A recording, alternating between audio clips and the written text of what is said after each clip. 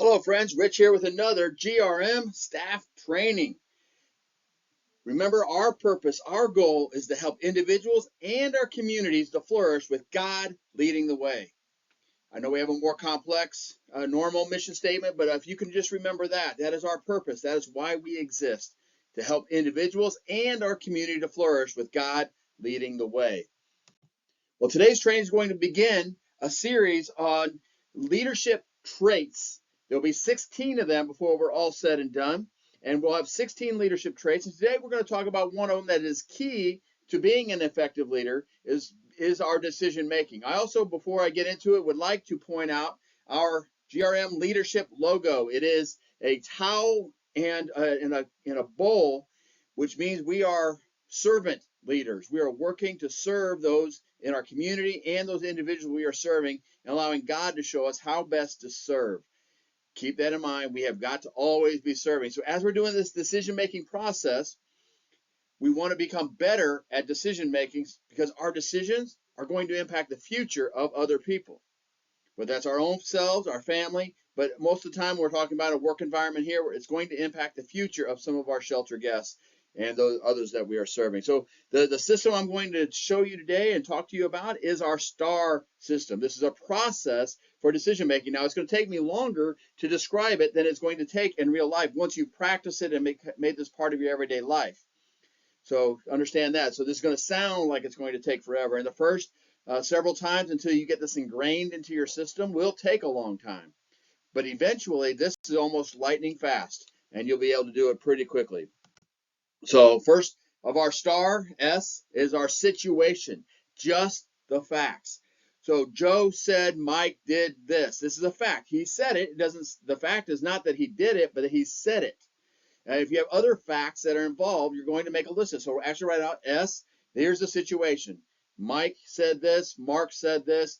Joe said that. Whatever's going on, what you observe, if you actually observe it with your own eyes, that's a fact. You saw that. This is what I saw. If it doesn't mean you're analyzing it yet, you're not assigning any kind of motive. You're just saying, I saw Joe go through the door. Whatever those situations, there as many facts as you can actually do. And these are non-negotiable facts. These are absolute, not he said or she said. You want to get a list of those facts first. You got to have that in your mind because we get hit with a lot of information and not all of it's true. And a lot of it is assumed.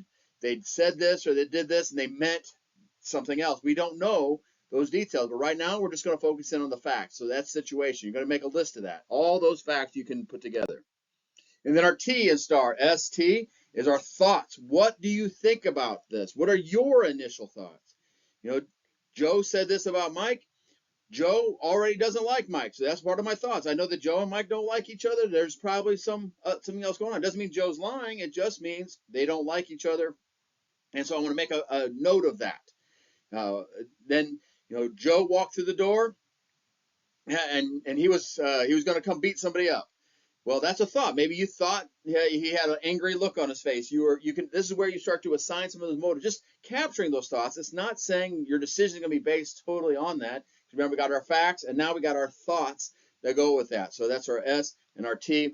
And then think about possible actions. And this, where the STAR will start to split off into different places. The situation, those facts are always going to stay the same. Those thoughts, you may add to them or whatever, but those are basically the same. But then you're going to just do a notional action. So I'm going to exit Joe for what he said or did. That's a possible action. And you want to kind of consider that, all those different actions.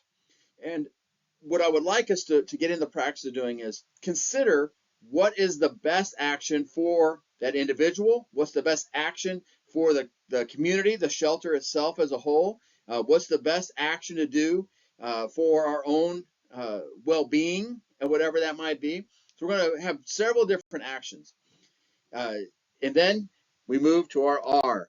What are the results of that particular action? So you may have 4 or 5 different actions. You're going to have different results are going to come with each of those actions. Well, I could exit them, and that means that they're likely to cause trouble, go to jail, or I'm going to exit them. It's going to bring peace to the house for a season. But you're doing several action results, and then you're going to look at the full picture. Now I got my facts. I got my thoughts on those facts. And even with those thoughts, I do want to point out, you may go to other people and get their thoughts. And the more that you do that, the better that it will be, especially if you can get somebody who thinks different than you. That will definitely improve. You're going to that may change some of your actions and consider possible some of those results. A lot of times we don't take time to think of the results. We're fed up, so we just exit them. Boom, get out of here. We don't want to get into that mindset. We want to think, what's the results of this? How can I exit them in a way? So my action may say, okay, I need to exit them. There's no doubt this is a situation that's best for the shelter, for them not to be here. But how can I exit them in a way that I don't have any negative results or have lesser negative results? I'll talk to them kindly. I'll sit next to them. A lot of these, if it's not very hostile, it's better to sit down. And you'll explain to them, this is what I saw. And you can even go through some of the star thing. This is what I was kind of considering.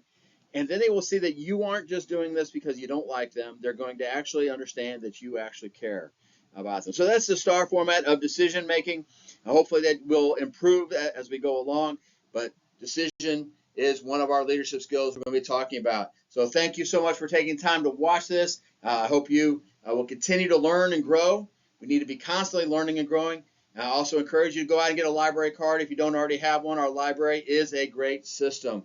There's my contact information in case you happen to not have it. Thank you so much for serving here at the Gospel Rescue.